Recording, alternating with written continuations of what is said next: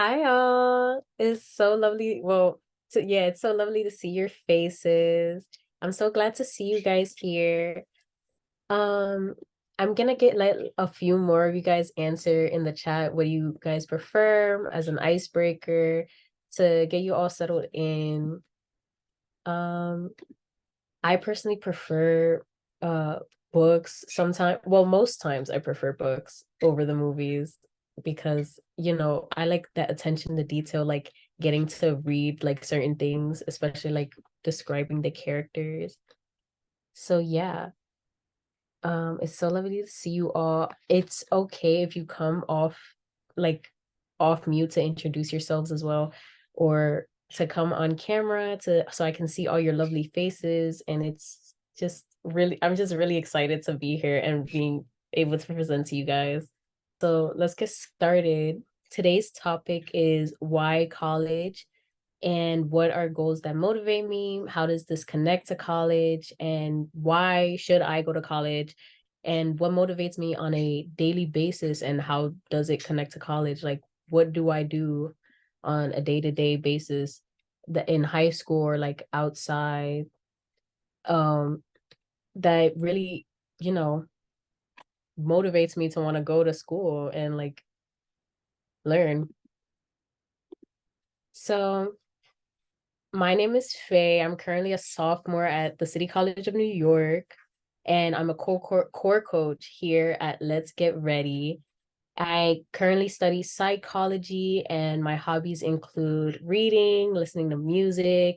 I draw sometimes. I'm a digital artist, and I've been the coach that you have been texting with for the past couple weeks.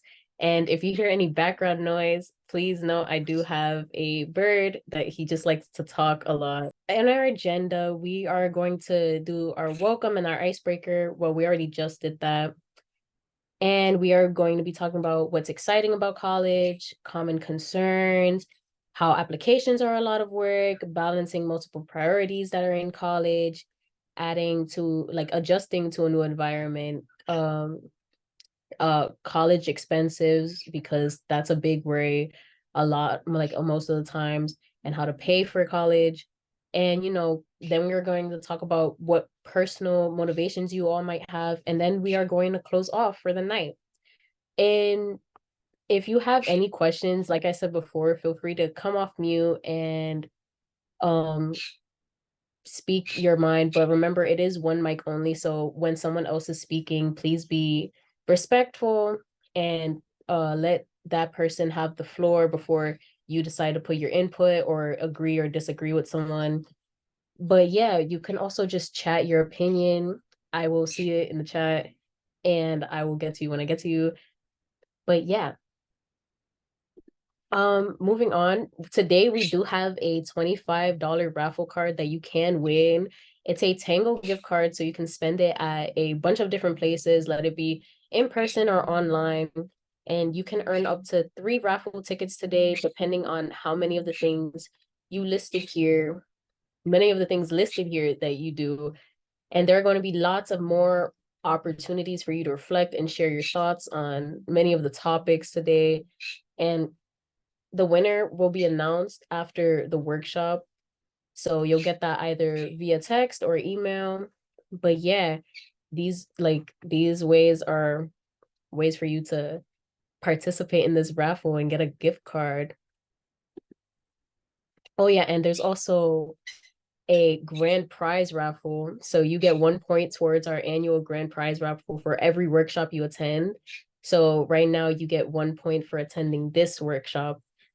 And there are going to be three different winners, and our grand prize is, well, the biggest prize is $100 gift card. And then we also have a $50 gift card and a $75 gift card.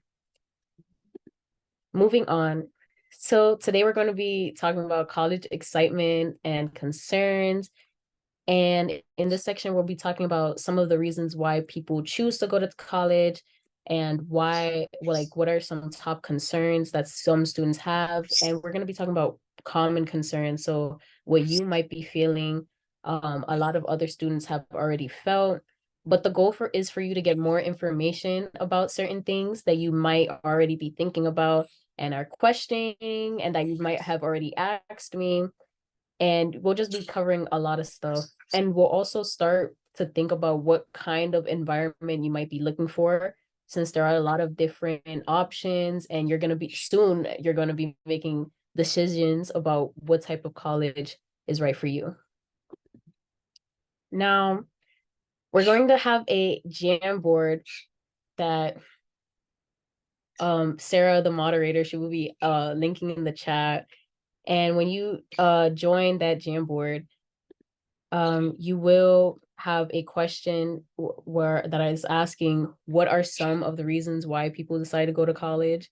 So you can put a sticky note and just type some concerns, and then when you are done with the concern, you can just like paste it and it goes right there. That's an example, but it's a blank sticky note, so don't put a blank sticky note like I did. So yeah, we're gonna have a few minutes to do that. Also, feel free, like, don't be nervous if someone like has the same response that you do. A lot of you guys are gonna have like, similar ideas, similar reasons on why you want to go to college. Like it's a common thing. Okay, I see someone put better job opportunities. Yeah, that is a big reason why a lot of people want to go to college, because they want to pursue a certain career. I see someone else put wanting to get a higher education. Yeah, that is also a common reason why people may want to go. And somebody else said a similar option, which is expanding their knowledge and bettering their education. um Another person said going like gaining more education. Yeah, so that seems like to be a big like theme between the you guys all think that it's, well, one of the biggest reasons you think is gaining a better education, which is good. Exploring different majors, getting a better chance of getting jobs, interest, and gain a lot of have personal experiences. And moving on to the next prompt. Actually, no. Before we move on to the next prompt, one of my biggest reasons for wanting to go to college was the reason that you guys all said, which was expanding like my knowledge. I thought that when I was coming to college, I was gonna become a huge genius. I'm I think I'm pretty smart, but I don't think I'm like a genius. But I came to college to better my education and, be able to pursue my career in clinical psychology. So yeah, going to college like really helps with that. But moving on to the next frame. Oh, a lot of people already answered the prompt, which is what are some things that intimidate people about college? I see a lot of people say the workload, student debt. Yeah, that was a big concern for me as well. Applications and writing your personal essays. That was also a big deal. The expenses, yeah. Choosing what colleges to go to. Yeah, it was just like a lot of different things that intimidate people, especially the expense. Like that's a common theme. Not having a person to gain support from, not knowing what major fits. Yeah, these are all valid. Like whatever you guys have wrote, and if you're feeling that right now, this is valid, by the way. Like a lot of other people have felt this way as well. I felt this way. I didn't like for a long time when I was a junior, I didn't know what major I wanted to choose because I wanted to do all these different things. I wanted to be very ambitious. I wanted to have goals. So yeah, I was also worried about expenses and like choosing which school I wanted to go to. But today, like, we're gonna help you like figure that all out. Well, not all of it, but like help ease your anxieties. But just know all of these concerns are valid. Moving on to our first concern, which is applications are a lot of work. a huge amount of work.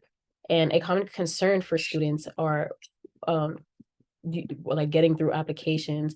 I've actually gotten a lot of questions from you guys, like talking about how like what the application process will be like. So here we're going to be focusing on that, like talking about the fact that applications are, a lot of work and they are stressful, but we're going to give strategies to make the process less stressful. So Sarah will be launching a poll, and this poll will be asking what specifically you feel intimidated by, like what creating a school list, personal statement, filling out application forms, so, submitting test scores such as SAT and ACT scores and FAFSA, as well as completing scholarship applications.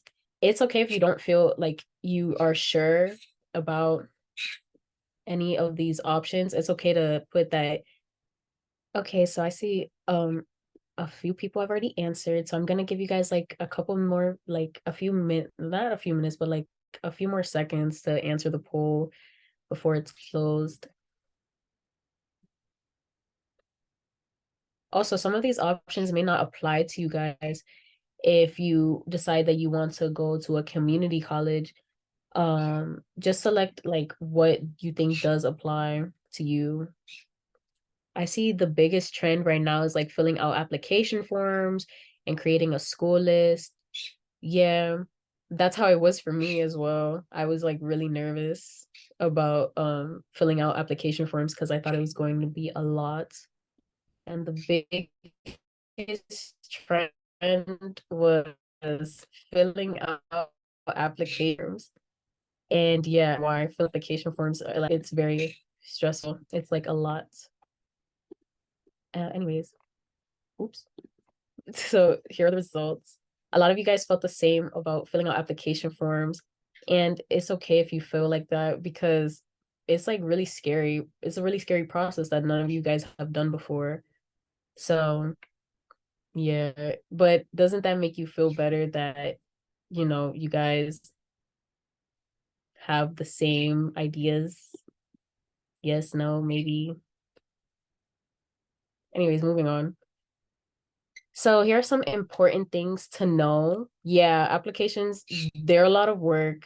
It's very intimidating, and it's normal to feel intimidated by certain parts of the process, such as, submitting your test scores or submitting essays, but it's just a normal part of the process. Unless you apply for a community college, because the applications are like simpler, they don't need any personal statements or personal essays, but FAFSA and other paperwork are still needed. Leveraging your support systems are going to be like the biggest thing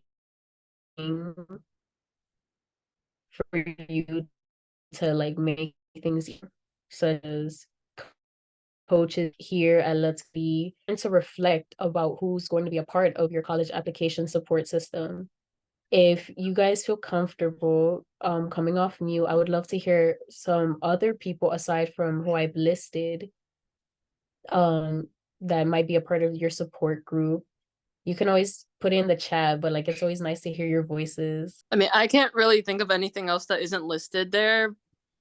Cause yeah, basically all my the people in my support group are basically with teachers, family, friends, and the Let's Get Ready coaches. Yeah, that's okay. I feel like, oh, we kind of like put that there for you guys, but like, there's always someone like that you could think of specifically. Like, oh, my biggest support was like my aunt because she was there to help my cousins with the application process. So like she also helped me with my application process. So she was one of the biggest supports for me since I'm one of like the first few in like my parents' side of the family to go to college. But yeah, so Let's Get Ready is also going to be like a really big support for you guys because we will continue to host more of these workshops on similar topics and be sending out guides, tip sheets and many other resources like we have been doing already.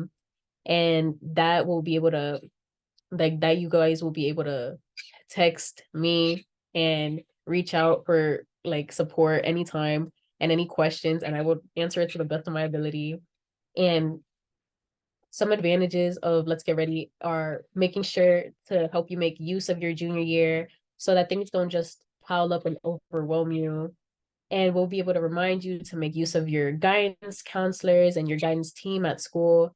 And you can always, again, you can always text us to ask questions anytime. And things will be much less stressful once you like take things like slowly and one at a time, starting from now to December and through next December. My bad.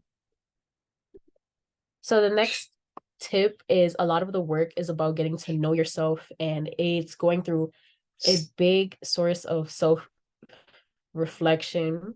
And the goal is for you to start getting more comfortable moving into a more self reflective space over the next coming months, such as getting to know yourself better or becoming more mindful of your actions and what you want for yourself.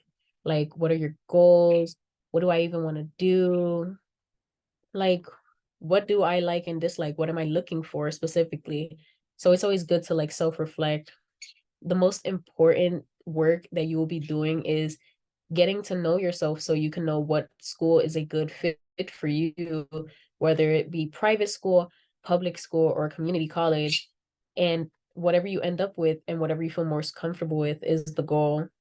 And of course, us here at Let's Get Ready will be able to guide you through this process and giving you things to consider. For example, soon enough, we'll be asking you to think about what type of colleges that interest you, like one of the few that I mentioned before. And it's important to know that anything that you feel right now, any anxiety, any excitement, like everything that you feel is normal and it's very common. A lot of students have felt this way before, and you're most likely to have more clarity about some of your preference once you sit down and like start reflecting. So you probably ask things like, who am I? Like, what do I want? Who is Faye? Like, what does Faye want? And some of you might be like, oh, like I don't need to do no self reflecting. Like I'm built different. I'm literally built different. Like the or you'll be like questioning yourself again, like being like, oh my God, what's my to do with my life? Am I what is my life going on right now? Or you'll be like super excited, like, oh, like I'm like I'm about to have like the best time of my life. And all of these feelings are valid. The next concern is balancing priorities and how hard it will be. A lot of these priorities might differ depending on what you think is more important, but we'll dive into that in the next slide. So,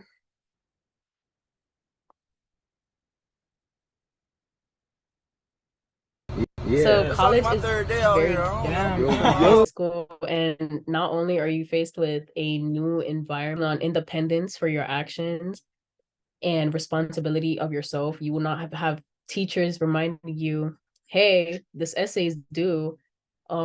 It's gonna be due Thursday. You have to remind yourself to do that. So yeah. And many students have concerns that like they won't be able to balance everything, like their schoolwork, having fun, if you have a job, balancing your job, or if you want a job, balancing your job, and like spending time for yourself or spending time with your family. But just know that all these feelings of like anxiety and fear or any excitement that you guys have are just it's just like a whole spectrum of emotions that like a lot of other students have felt and is completely normal and valid. And college involves a lot of changes that like you guys have never had before, and it's just a huge step into um like questioning yourself and how prepared you are. And you know, all of these things are normal. I felt them when I was a junior and when I was starting to think about what I wanted to do with college, because wow, high school sped by so fast and I was so shocked that I was about to be a senior soon. So yeah. So here are some strategies to adjust to college life. Um, like the reality is that like balancing life and college is, and most often than what you would like, academics are more self-driven and you would have to learn to make choices and prioritize your academics. And you may find that you need to balance and create new habits because of this. And you'll probably also benefit in investing in these new forms of community and creating a support network on and off campus and using campus resources and deciding what your priorities are. It's a big change and it's a huge adjustment, but just give yourself like the grace and the time to find your footing and prepare yourself for this new adjustment in your life, because this is totally normal. It's a step that everyone has to go through. So moving on to creating your support system. While the thought of college and balancing responsibilities is really like nerve wracking and you're gonna feel a lot of different emotions, whether it's anxiety or like maybe excitement, it's important to remember that you're not the first to be scared or excited, and you're not gonna be the last. Like, so what does this mean for you? This means that you have plenty of resources and people that are willing to guide you through this process, and many people have gone through this themselves, and those people are there to support you. Once you're in college, you might be wondering who you can go to get advice from and on how to balance your academics and having fun, or balancing academics with other personal responsibilities like taking care of yourself or your job. So you can always come off mute, like I said before, or type in the chat who you might think, be in your support system, who would be a good person to go to for advice.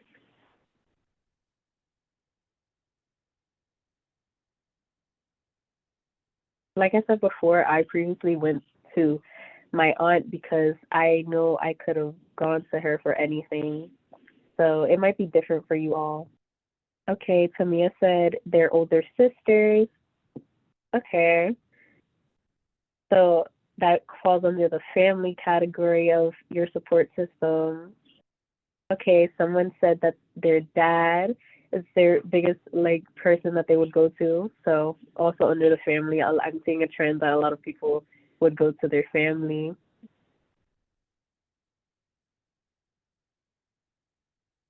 So we're gonna start listing off who you also could go to aside from family, and that is upperclassmen. Oh, someone said, I have a friend who's gone through the application process, so I asked them for advice. Yeah, that's that's good that you have a friend who can help you. Does that fall under the upperclassmen category? Maybe. But yeah, these types of people you could go to, which are your upperclassmen, professors, academic advisors, school counselors, your school counseling center if you have different people in the counseling center, staff at different identity-based centers on campus, and of course, Let's Get Ready coaches who will provide you tip sheets and much more resources. So taking a minute to talk about valuable resources on campus. So a lot of colleges put more money into a variety of resources that support their students to improve the quality of their campus life and helping them succeed, not only academically, but socially as well. So these facilities include workout facilities like gyms, training, training places, tutoring centers, academic advising, where you speak with your academic advisors, student health centers, and mental health services. So a lot of these will be available to you on campus, and it's always good to look into like schools that might have some of these options available. And if one of these things is extra important to you, you can use it to help decide what schools you want to apply to as you build your college list. But keep in mind that every school is different, and some of these schools might not have these, or they might have more than just these options. So just keep that in mind. Take note of that. Now, deciding on your priorities is like a really big deal. It's very important.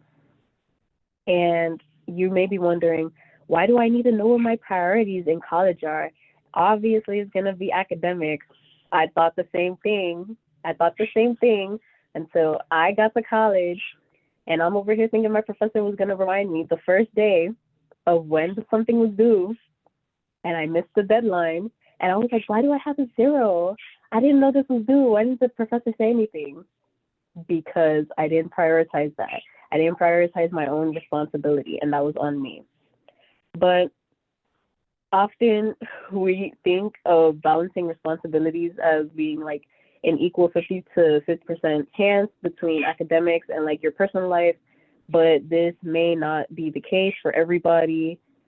So it's like, you know, a lot of like academics, they may be priority. Like they're not always going to be your only priority or your like your number one priority. And gaining a sense of professional experiences can like improve your resume, building your relationships with your mentors, creating community and other types of relationships. And you may also have other things that you want to get out of college, like like what's listed here. But I'm wondering, what's one thing from this list or beyond this list that you feel like you really want to get out of your college experience? Like I said before, you can drop it in the chat and or come off mute for those who have like just joined us to answer this question. Just like I said before, your priorities can really shift a lot. So yeah, it all depends. Someone also said number 3, which is creating community and lifelong relationships. Someone else said gaining new experiences, which was, well, that was technically number 1, but it depends on what type of experience you might want. It could be professional or just social relationships or new experiences. Building relationships with potential mentors. So I'm seeing a trend. A lot of people want to build relationships and gain new experience. So that's a good thing to keep in mind. But moving on, we will now have a 5-minute break. Okay, so I hope we all had like a good little break. I hope you are starting to trickle back in. So moving on to our third concern, which is being in a new environment. College is a very big transition, not only academically, but also socially, because you're going to be meeting new people, and emotionally because you might not see the people that you knew in high school. So a lot of people feel like it's like nerve-wracking to go to this new place and dorming because some people want to dorm. A lot of students feel hesitant to leave their family, their friends, and significant other, if you guys have one, and leaving their high school community because it was safer, or even like leaving the place that they live or the place they grew up in. And other people just can't wait to meet new people and make new friends and experience new things. I was one of those people. And if you want to stay close to family and your community, you can live at home and commute to school, or you could just look for schools that are in a similar environment to where you're from, whether it be a urban area, like city, or a rural area. And if you want to experience something different, that's okay too. Like, all these feelings are normal. It's valid. Like, I was super excited to just get out of high school and meet new people and make new friends because I was so ready to like live the college life. I wanted to be like, what's that one character? Blair. I forgot from where, but there was a show that I used to watch that like the character's name was Blair, and I wanted to be like her. Like, she was a baddie. Anyways, moving on. We all have different needs and different desires, and there are a bunch of different reasons why a school might be a personal fit for you or why it's not a personal fit for you.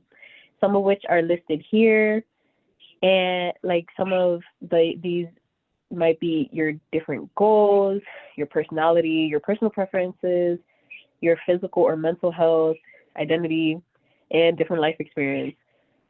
Like even people who have things in common with us, either physically or emotionally or socially, they might have different needs or different wants, and that's why they just want a different environment.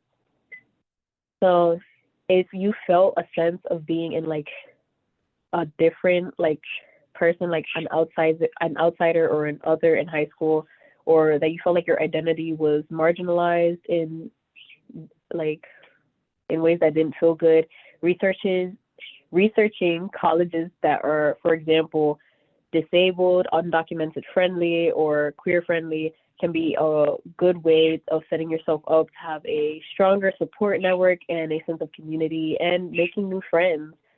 I thought it was great when like I was able to meet so many new people because I ended up joining, finding a LGBTQ center at my school, and I just found my sense of community meeting other people who were like me.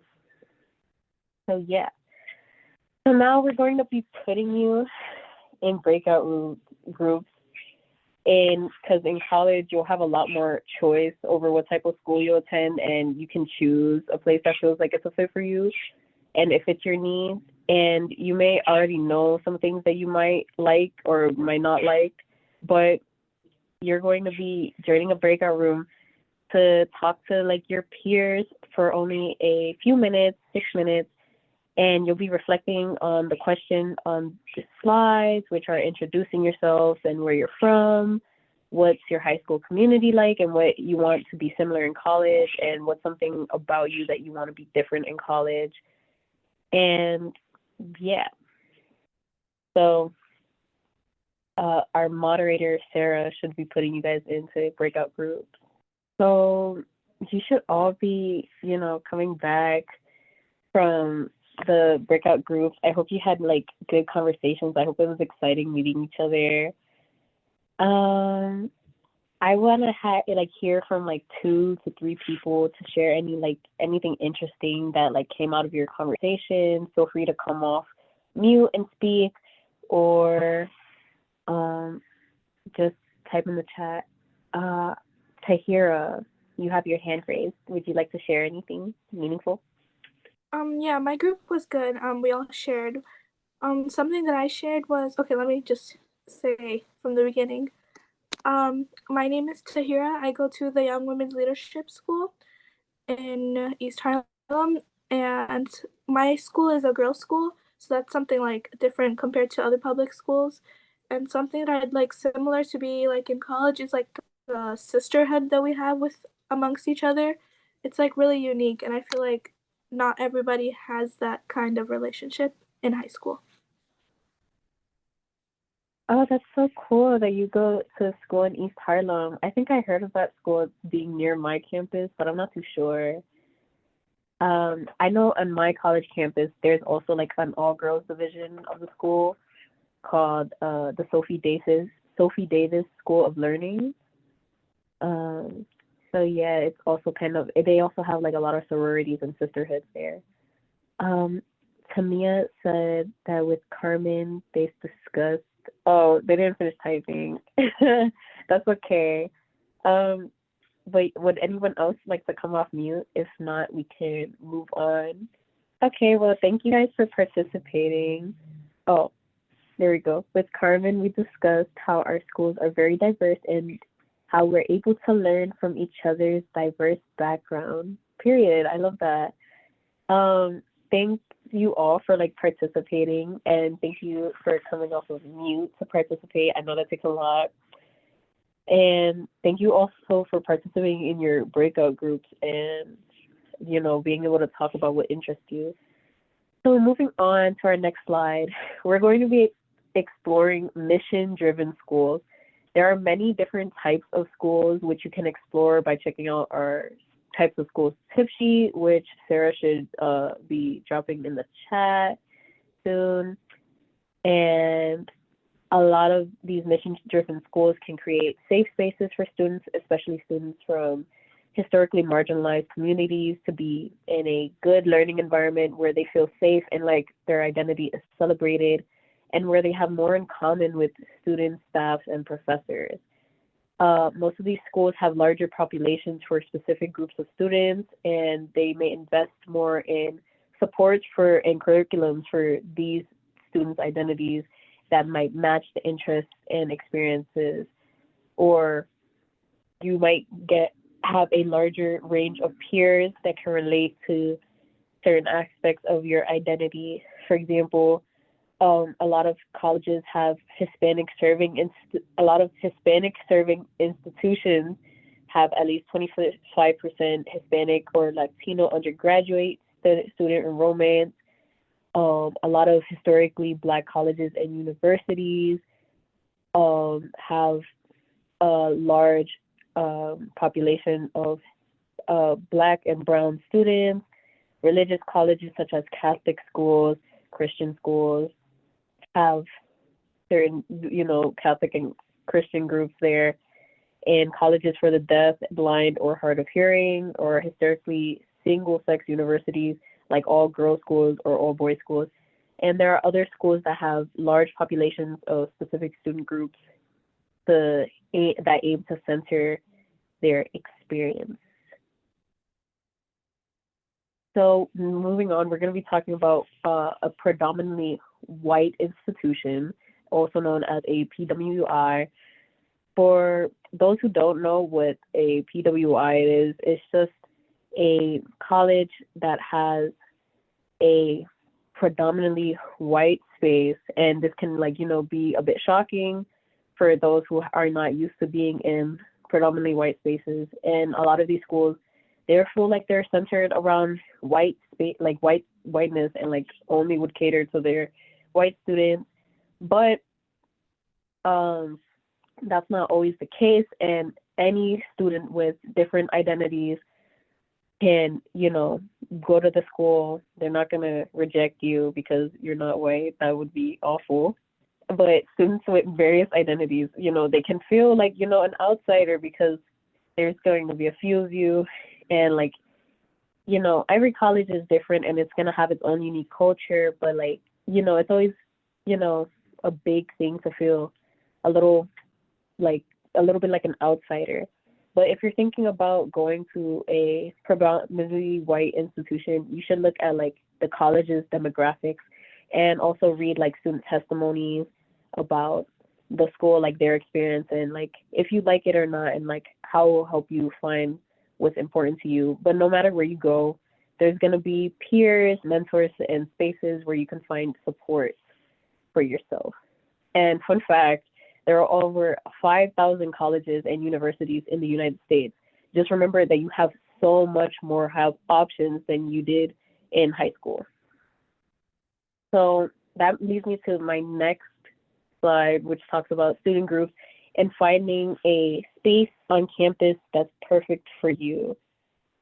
So a lot of these student groups might have student centers. Like I said before, my college has an LGBTQ student center, but there's also disability resource centers, international student services, and centers for spiritual life. There's also religious clubs and student clubs that are ran by students, which are include sports teams, community service, political student clubs, student-run newspapers, chess clubs, and there are also affinity groups such as Black Student Alliance, Rural Student Association, Philippine X Student Organization, Alliance for Immigrant Justice, and First Gen Student Union. Now, reflecting on this list, what's one interest or aspect of your identity that you want others at your school to share with you? Me personally, I felt like my biggest thing was finding people. Well, I've always been the city was always full of people that looked like me. I guess I was just looking for people who shared the same beliefs as me. So that's why I found the LGBTQ student center and I went there. but like whatever you do find like do think is important enough to look for in a school like based off your identity, like your school should be able to support you both physically, emotionally, and socially, so you can find community.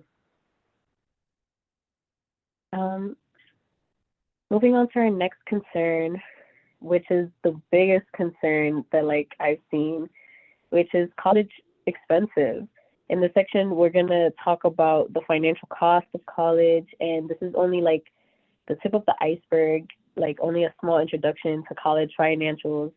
And we're gonna have a whole different workshop dedicated to college affordability later on in the future. And the goal of talking about it now is to, be able to share tips on how you can think about the cost as you start building your college list so you can be able to include like affordable college options.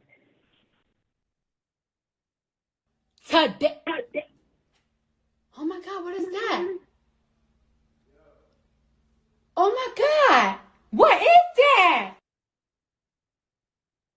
Anyway, so this this sticker right here, doesn't that look crazy? Doesn't that cost look crazy? Doesn't that look like completely scary? Like, wow, $85,000? Like, I know that looks crazy at first, but this is just like the sticker price. So this is like the price of what like colleges think they're gonna charge you for, like, or like like the full cost, but specifically it's the full cost of the private college, Syracuse University. But despite the fact that this is their official cost of attendance, most students don't end up paying this amount. And looking at this can provide a good example of what expenses you might want to anticipate. And we're going to be breaking down the sticker price on the next slide. So if I can have a volunteer to read through this graphic for us and come off mute, that would be great. Okay, thank you, Tamia. So Tamia's going to read the slide for us. Understanding sticker price versus network versus value. Sticker price. A college published price, tuition and fees, room and board, etc. Minus scholarships and grants, merit or need-based aid money that you don't have to pay back, equals net price, what you actually pay, typically with loans, saving, and income. Value. Educational and lifetime advantages each college offers you as compared to the net price you pay. Thank you so much. So, oh wow.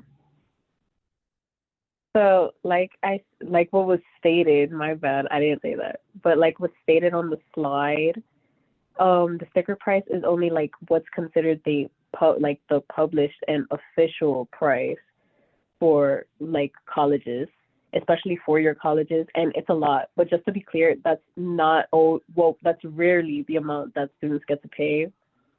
And your family would probably have to be like, really like financially comfortable to not receive any financial aid from a college or a university. But it's important to note that many students, not just the high academically performing ones, receive scholarships from schools. And as you can see, the net price is the actual cost of a college degree. And so that brings us into loans and how that kind of ties into also paying for your education.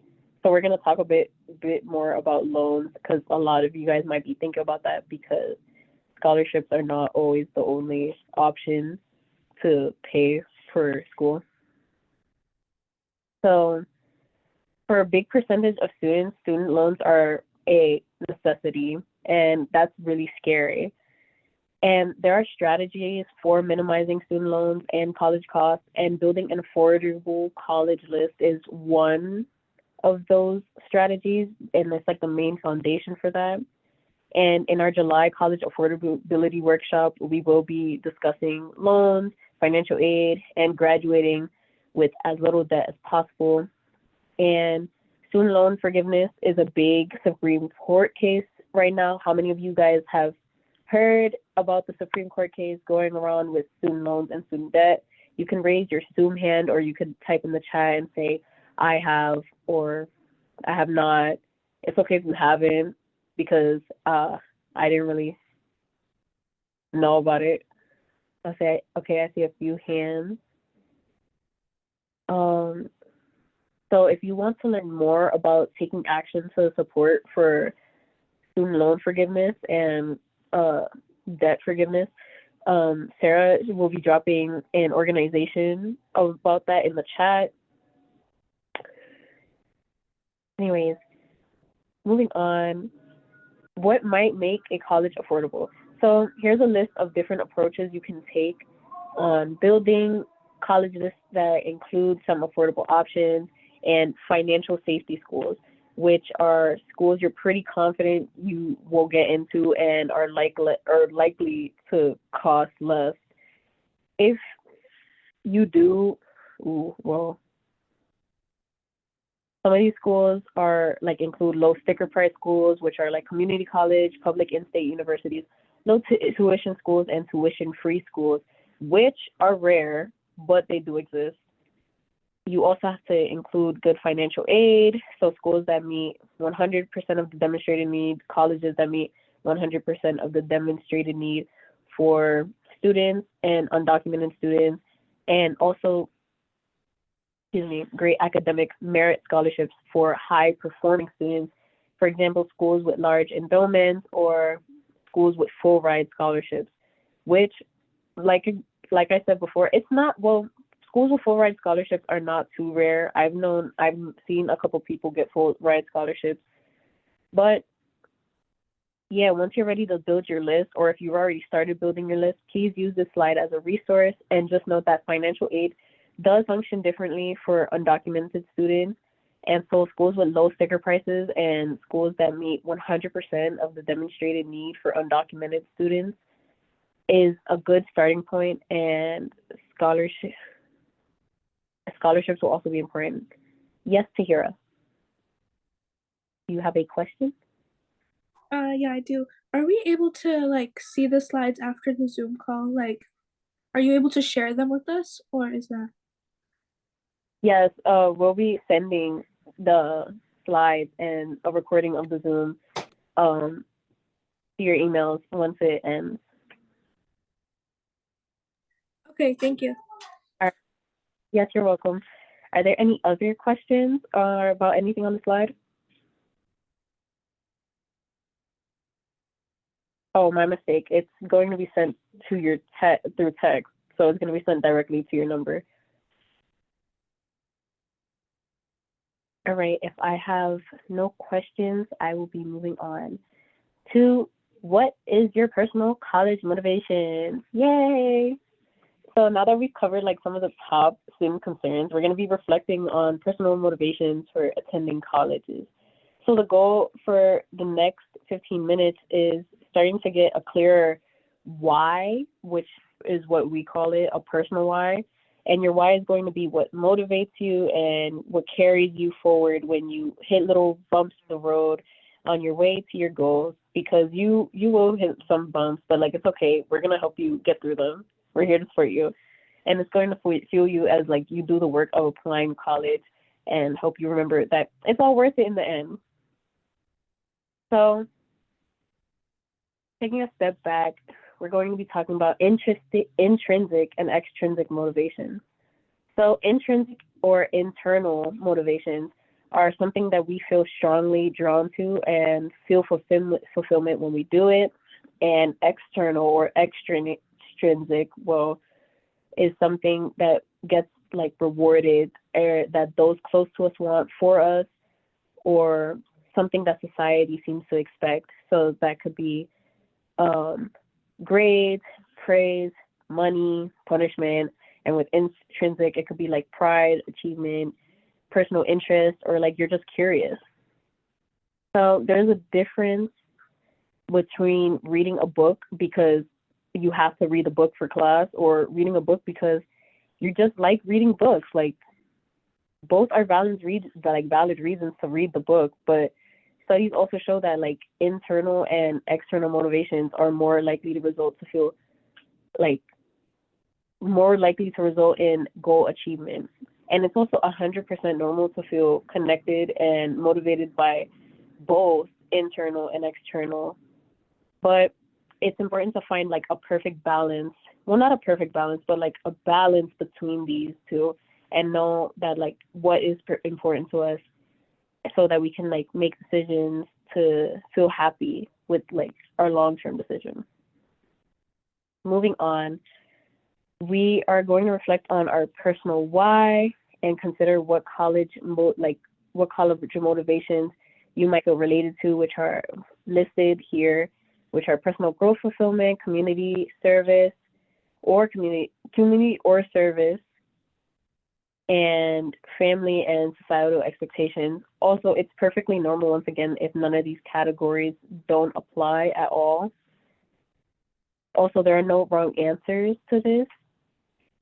So make sure you write down your answers to the prompt, and we are not going to get into groups for this one, so don't worry about sharing it out loud, but you can always share it in the chat for us to see. So Serenity said personal growth. That's a big one. A lot of other people also said personal growth. Your personal motivations, even though internal motivations like are better, well, they tend to be better motivators. A lot of students place importance on external motivators. For example, if your parents want you to go to college or to stay close to college, you might want to find a compromise on like housing or like what city you go to or distance. For example, I used to want a dorm so bad, and my grandma wanted me to stay close to home, and I decided not to dorm, and I decided to commute and go to a school that was a little bit farther, like a little half hour from my house. But in order to make these decisions that are aligned in what we want for ourselves, we need to get a clear head start on what our top personal motivators are. And these can guide us and guide our decisions, and making sure that we're willing to what we're willing to compromise and what we're not willing to compromise. So keep reflecting on your personal why and motivations, because next week I will be reaching out, and I'd love to hear from each and every one of you about this and talk through it if it will be helpful. But some important reminders are, it's normal to care about both your internal and external motivators. And the biggest message I want you guys to take away is what's most important to you is what matters most. Compromise and doing what like you want for others is like healthy, but like there's always a limit to that, and like you should always do what feels right for you. So to close off, we've talked about a lot of concerns related to college and how some of the most common concerns can be navigated and minimized. You're also reflected on your personal goals and your personal motivations for college, and which most of those motivations are important for you. Well, but just know this is just the beginning of the conversation. It's only the tip of the iceberg. There's way more to go. It's a long journey, but we will be supporting you. And we'll be talking a lot more about what kind of college experiences you want to have, especially as you start to create your school list. And make sure to attend our next workshop. We're going to be talking about how using this year and how to get ready for college applications and decisions. We would love to hear your feedback. You can always use your phone and scan the QR code, but Sarah will also send the link in the chat about this workshop, and we'll use it to work on the next one. If there's any questions, I would love to hear you come off mute and talk about them, or send them in the chat. And just a reminder, I'm always here to support you. So even if you don't feel comfortable telling your questions now, or if you might have a question later, like tomorrow, you can always text me if anything. And I want to thank you all for attending my first workshop. It was very lovely to see all of you. And once again, I apologize for the technical difficulties, but we got through it. And yeah, if you don't have any questions, you can leave.